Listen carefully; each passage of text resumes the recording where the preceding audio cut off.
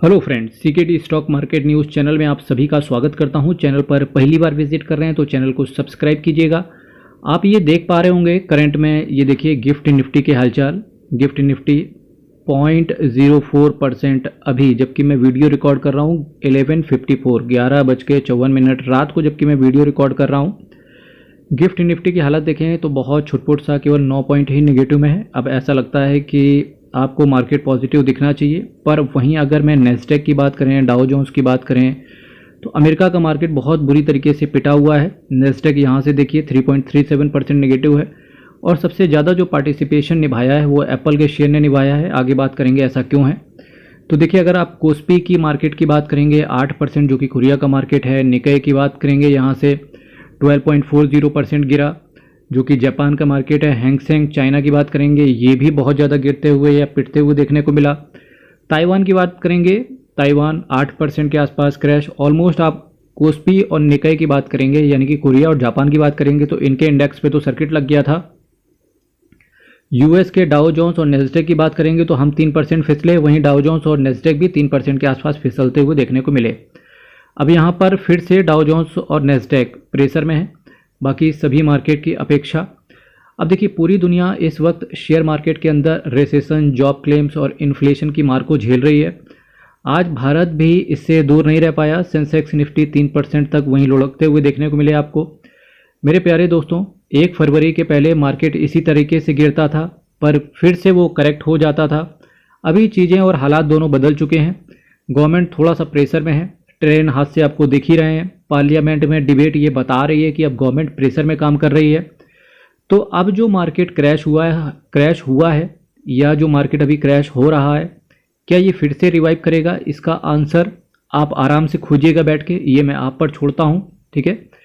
इसके साथ ही साथ रिटेलर भारत के मार्केट की बैकबोन बने हुए हैं, ये आपको मानना पड़ेगा। यकीन मानना, अगर यहाँ पर ये सिचुएशन की जगह 2014 के पहले वाला मार्केट होता तो यहाँ पर इंडेक्स पे सर्किट लगना था।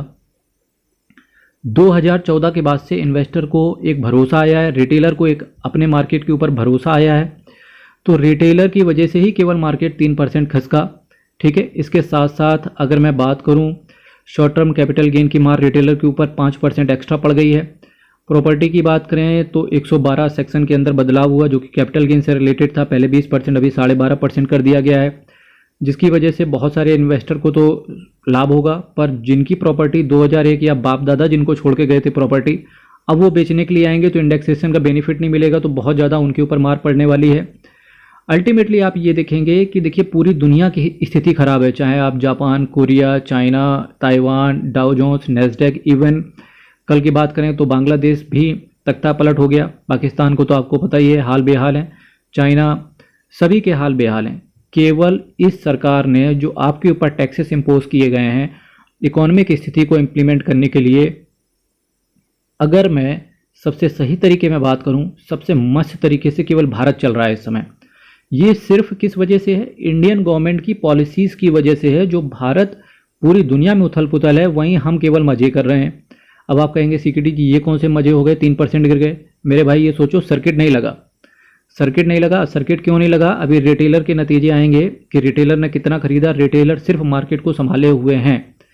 तो इन सभी चीज़ों के मद्देनज़र ऊपर से खराब क्या हो गया, वॉरेन बफेट ने भी एप्पल को बेच के निकल गए, यानी कि वॉरेन बफेट भी कैश को हाथ में लेकर बैठ गए हैं मार्केट में। अगर इकोनॉमिक्स की बात करें तो जी हाँ, ये जो प्रेजेंट गवर्नमेंट है ये इकोनॉमिस्ट की बहुत ज़्यादा सुनती है, और इकोनॉमिस्ट का एक फॉर्मूला रहता है, अदर थिंग्स बीइंग इक्वल। इस सरकार का मानना यह है कि लोग सेविंग कम करें और मार्केट में पैसा ज़्यादा खर्चा करें। अब यही चीज़ें चल रही हैं, लोग सेव कम कर पा रहे हैं और पैसे को ज़्यादा खर्चा कर रहे हैं। इकोनॉमिस्ट का यही फार्मूला है कि जिस कंट्री के लोग ज़्यादा बचाएंगे वो कंट्री उतनी तरक्की नहीं करेगी। आज की डेट पे हम अमेरिका के बारे में भी यही जानते हैं। अमेरिका क्यों इतनी तरक्की कर पाया? क्योंकि लोगों के हाथ में सेविंग बहुत कम है वहाँ पे। एक हमारे यहाँ फार्मूला भी बोलते हैं, या मान लो एक सेइंग है अमेरिका वालों के लिए कि $500 का चेक नहीं है उनके पास साइन करने के लिए। पर एज अ इंडियन आप अगर 7-8 साल के बच्चे को भी बोलेंगे तो वो 1000-1500 रुपये अपने बैंक अकाउंट में रखता है, ठीक है, और नहीं है तो उसकी पॉकेट मनी इतनी होती है, ठीक है। तो ये चीज़ें हमें अमेरिका से अलग बनाता है। हालांकि इस चीज़ के तो परिणाम बहुत आगे देखने को मिलेंगे। पर कहीं ना कहीं जब एक सेविंग हाथ से ख़त्म होती है या इंसान या लोग मार्केट के अंदर पैसा खर्चा करते हैं, उससे इकोनॉमी आपकी बहुत तेज़ी से आगे बढ़ती है। इस सरकार का यही फोकस है, यही रीज़न है कि आज की डेट पे आपको बुरा लग रहा होगा कि सिक्योरिटी जी आप ये क्या बात कर रहे हैं, लोग सेव नहीं कर पा रहे हैं और आप अच्छा बोल रहे हो। मेरे मित्र, इसमें कहीं ना कहीं हम ही लोगों की गलती है। आप खुद से बोलिएगा कि महीने के 30 या 31 दिन में से आप कितने दिन घर का खाना खाते हो। सोचिएगा कि आप कितने दिन घर का खाना खाते हो। अगर नहीं खाते हो तो मंगाते कहाँ से हो? खाना खाना तो बंद नहीं कर दिया जोमेटो और स्विगी से। तो ये जो कंजम्पशन बढ़ रहा है, ये जो ग्रोथ स्टोरी बढ़ रही है, इसी की वजह से भारत की इकोनॉमी भी बढ़ते हुए देखने को मिल रही है। तो अगर इस पैरामीटर को अगर हम देखें कि अदर थिंग्स बीइंग इक्वल, तो क्रैश एक अपॉर्चुनिटी है लॉन्ग टर्म इन्वेस्टर्स के लिए। अगर आप म्यूचुअल फंड या शेयर्स को एवरेज करते जाएंगे तो रुपी कॉस्ट एक एवरेज मेथड होता है जिसकी वजह से आप कंपाउंडिंग, जो कि 8th wonder of the world बोलते हो, अच्छा कॉर्पस आप इकट्ठा कर पाएंगे। डरे नहीं अगर निफ्टी 50 21,000 के इंडेक्स तक आ जाए। जी हाँ, क्या बोला मैंने? अगर निफ्टी 50, ये जो यहाँ पर आपको निफ्टी 50 का इंडेक्स दिख रहा है 24,055, तो डरे नहीं, अगर ये निफ्टी 50 आपको 21,000 तक मिल जाए तो भी आराम से एवरेज करते रहिए, क्योंकि इसका अगला टारगेट 21,000 ही हो सकता है। अब लोग कहेंगे यार हम तो 21,000 पे ही खरीदेंगे। ऐसा आप नहीं कर सकते हो, क्योंकि ज़रूरी नहीं है। मार्केट के अंदर किसी को कुछ नहीं पता कब मार्केट कहाँ से रिवाइव ले लेगा। ठीक है, तो हर गिरावट को एक अपॉर्चुनिटी के तौर पे देखिए, और सही मायने में तो ये जब मार्केट गिरे तभी आपको एवरेज करना चाहिए। तो जैसे ही मार्केट गिरता है और आपको एवरेज करते रहिए। यकीन मानिए बेचने की गलती इस वक्त भारी पड़ सकती है आप पर। बने रहिए लॉन्ग टर्म इन्वेस्टमेंट के लिए। यही कुछ वक्त होते हैं जब मार्केट गिरता है, और जो लोग अच्छे या बुद्धिमान लोग होते हैं, या जो जिन्हें आप बोलते हो आज की डेट पे कि ये मार्केट के बहुत बड़े दिग्गज इन्वेस्टर हैं, वो इन्वेस्टर कुछ नहीं थे, उनके पास केवल एक पावर थी, पेशेंस। तो पेशेंस के साथ शेयर्स को होल्ड कीजिए, आप भी मार्केट के दिग्गज इन्वेस्टर बन सकते हो। ठीक है, जय हिंद, जय भारत। इसी के साथ हम विदा लेंगे। कल फिर आपके साथ मिलेंगे, same time same channel, but कुछ नए कहानी लेकर के, या कुछ नए म्यूचुअल फंड्स या कुछ नए शेयर्स को लेकर के।